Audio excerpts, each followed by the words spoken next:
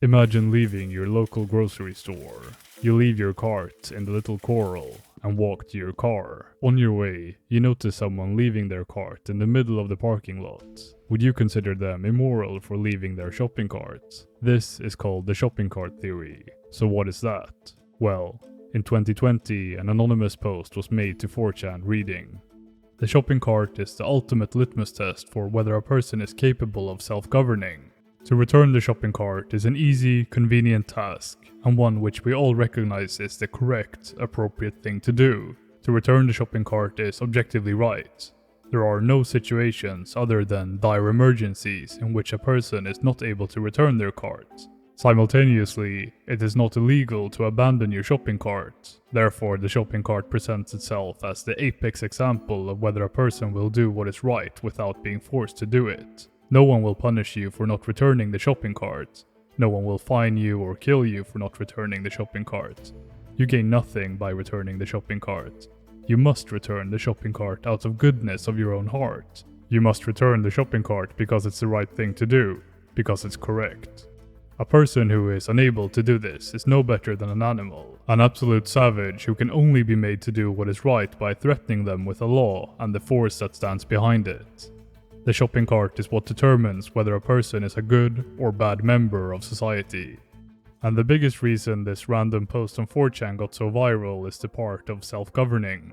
Even if you don't know how shopping carts work, it's so simple to understand that any human can comprehend that the right thing to do is put it back when you're done using it. It's a simple case of a good person versus bad person.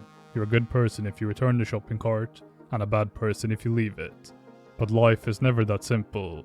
If you see other carts being left astray in the parking lot, you're much more likely to leave it. This tells us something key to human nature. If other people do it, I'll do it. In a 2008 study, they placed flyers on cars in a supermarket parking lot to see whether people would throw it on the ground or throw it in the garbage can. In the parking lots where the shopping carts were just left wherever, the subjects were almost twice as likely to just throw the flyer on the ground. But self-government is still important. You can't just say that everyone else did it, then it's back to your mom's argument. If your friend jumped off a cliff, would you do it too? Self-government, by definition, is the ability of a person or group to do the morally right things, without intervention or a threat from an external authority such as a government. But this quickly becomes a philosophical question of free will. Can we truly govern ourselves as a collective without interference or threat of something external? Now, that's exactly why the shopping cart theory is so good. Imagine you're at a parking lot at your local grocery store. You see that most of the shopping carts are left in the correct spot, while maybe one or two are left in an incorrect position. So you come to the conclusion that most people put it back. This shows you that most people in the world are good. So do we need laws about leaving out shopping carts just because of a few bad apples? Because this is exactly what we do with every law. There's lots of morally wrong things in life that almost everyone can agree on. Cutting in line when everyone else is patiently waiting for something. Morally incorrect, but technically not illegal in most cases. Cheating on your partner in an exclusive monogamous relationship is another example. While it's not illegal, it's still the morally wrong thing to do. But people still cheat every day. Would people cheat less if it was illegal to do so? Probably. Would you like it to be illegal? Probably not. Throwing trash in the ocean was not prohibited by law for the longest time, but more and more countries are making it illegal, since 1. It's destroying our planet, and 2. Because people can't do what is ethically right without a threat. In Singapore, for example, you can't even throw a gum on the ground without receiving a hefty fine. We view lots of things as morally right and wrong, and they're followed without the need to have a threat of a fine, jail time, or even death. Even some morally wrong things were legal and even encouraged, such as the treatment of a certain group of people in Germany from 1939 to 1945. You were even forced by law to notify the government if you found people hiding from the regime, and some people ignored this law, letting their ethics guide them instead of the law. Like Dimitar Peshev of Bulgaria's National Assembly, who prevented the deportation of 48,000 people in Bulgaria, or Chun Sugiura, a Japanese consul general in Kaunas, in defiance of Japanese policy, issued thousands of visas to people escaping. This question of whether something has to be legal or not has been the center of politics since the dawn of mankind.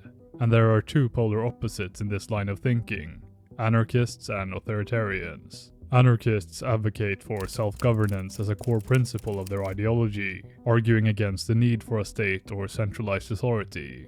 Instead, they believe in the capacity of individuals and communities to govern themselves through voluntary associations, mutual aid, and cooperative decision-making processes. Anarchism emphasizes direct democracy, where decisions are made by the people affected by them rather than through representatives, while authoritarian thinkers generally view self-governance with skepticism or outright opposition.